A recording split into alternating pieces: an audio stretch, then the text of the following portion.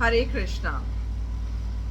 बहुत सारे लोग बार बार इस क्वेश्चन को अराइज करते हैं और बहुत अच्छी बात है, क्योंकि जो लोग कुछ करना चाहते हैं आध्यात्म में, स्पेशली स्पिरिचुअल लाइफ में ग्रो करना चाहते हैं, ये क्वेश्चंस बार बार वही लोग फेस करते हैं।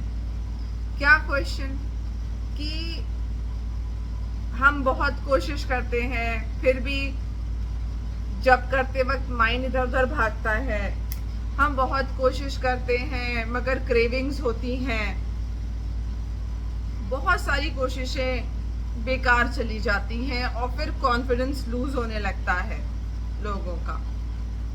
तो मन क्यों भटकता है, चीज़ें क्यों इस तरह से डायरेक्शन में जाती हैं कि लगता है कि हम फेल हो रहे हैं और डीमोटिवेशन होना शुरू हो जाता है। तो उसको समझने के लिए एक श्लोक को थोड़ा सा और कॉन्फिडेंस को रीगेन करने के लिए ये श्लोक सुनना बहुत जरूरी है, जो भगवान कृष्ण स्वयं कह रहे हैं भगवद गीता में। तो कृष्णा कहते हैं कुछ इस तरह,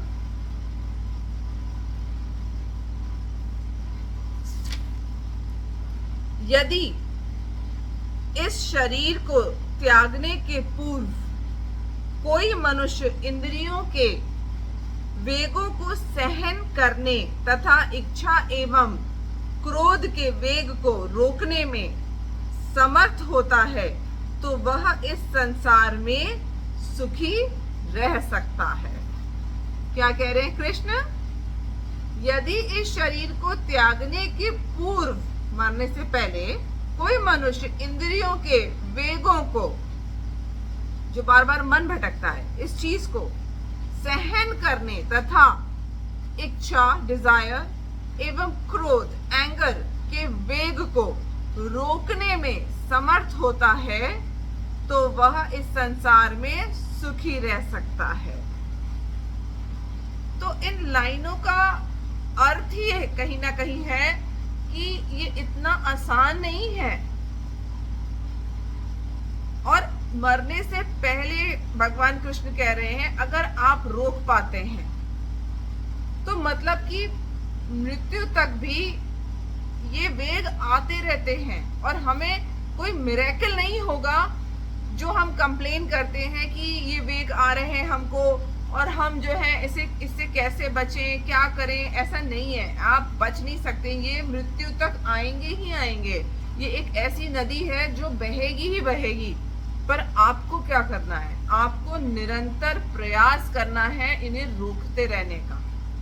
कोई मिरेकल नहीं होगा कि आपको क्रोध आना बंद हो जाए, कोई मिरेकल नहीं होगा कि चैंट करते वक्त मन भटकना बंद हो जाए। कुछ अपने आप मिरेकल नहीं होगा, कृपा जरूर मिलेगी। कृष्ण की कृपा हमेशा हमारे साथ है, बट वो पहले हमारी कोशिशों को देखते हैं। अगर हम ट्रुथफुली कोशिश करेंगे तो हमारे को वो हेल्प आगे करते हैं। लेकिन ये सोचें कि हम सब कुछ कंट्रोल कर लेंगे, ऐसा नहीं होता है। मृत्यु तक आपको प्रैक्टिस करते रहना है, प्रैक्टिस करते रहना है। मन भट और इस लाइन को पढ़ने से ही समझ में आता है कि वेग आते रहेंगे, लेकिन हमें निरंतर उनसे फाइट करना है।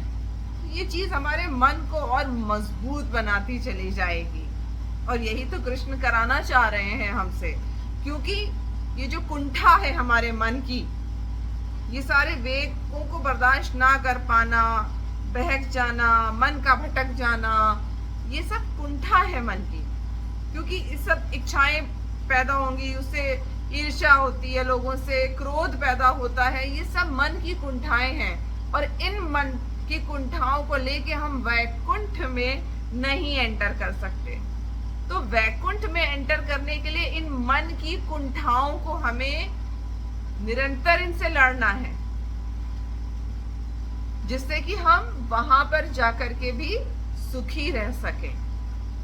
आइए समझते हैं इस पे प्रभुपाद क्या कहते हैं। हम जो सोचते हैं कि हम परफेक्ट बन जाएंगे, ऐसा नहीं है। हम परफेक्ट, अपने आप से परफेक्शन की उम्मीद मत रखिए। अपने आप से हर बार कोशिश करने की उम्मीद रखिए कि मैं हर बार कोशिश करूंगा, जब जब मन भटकेगा मैं फिर कोशिश करूंगा, जब जब मन भटकेगा मैं फिर से कोशिश करूंगी। चलिए सुनते हैं प्रभुपाद क्या कहते हैं। इसी में तात्पर्य में प्रभुपाद कहते हैं, यदि कोई आत्म साक्षात्कार के पथ पर अग्रसर होना चाहता है तो उसे भौतिक इंद्रियों के वेग को रोकने का प्रयत्न करना चाहिए। ये वेग हैं वाणी वेग, क्रोध वेग, मनोवेग, उदर वेग, उपस्थ वेग तथा जिह्वा वेग। जो व्यक्ति इन विभिन्न इंद्रियों के वेगों को तथा मन को वश में करने में समर्थ है वह गोस्वामी या स्वामी कहलाता है। स्वामी हो गए ना आप उसके। ऐसे गोस्वामी नितांत संयमित जीवन बिताते हैं और इंद्रियों के वेगों का तिरस्कार करते हैं। भौतिक इच्छाएं पूर्ण न होने पर क्रोध उत्पन्न होता है और इस प्रकार मन, नेत्र तथा वक्षस्थल उत्तेजित होते हैं। अतः इस शरीर का परित्याग करने के पूर्व मनुष्य को इन्हें वश में करने का अभ्यास करना चाहिए। जो ऐसा कर सकता है वह स्वरूप सिद्ध माना जाता है और आत्म साक्षात्कार की अवस्था में वह सुखी रहता है। योगी का कर्तव्य है कि वह इच्छा तथा क्रोध को वश में करने का भरसक प्रयत्न करे। प्रभुपाद भी ये नहीं कह रहे हैं कि आप कर ले जाएंगे और आप जो है नहीं कर पाए तो आप फेल हो जाएंगे। नहीं, जो कृष्णा ने कहा प्रभुपाद वही एक्सप्लेन कर रहे हैं। प्रयत्न करिए, कोशिश करिए। कोशिश करेंगे तो एक ना एक दिन कामयाबी हाथ जरूर लगेगी। और अगर आप परफेक्शन तक नहीं भी पहुंचेंगे तो आपका हाथ डरने की जरूरत नहीं है, कृष्ण ने पकड़ रखा है।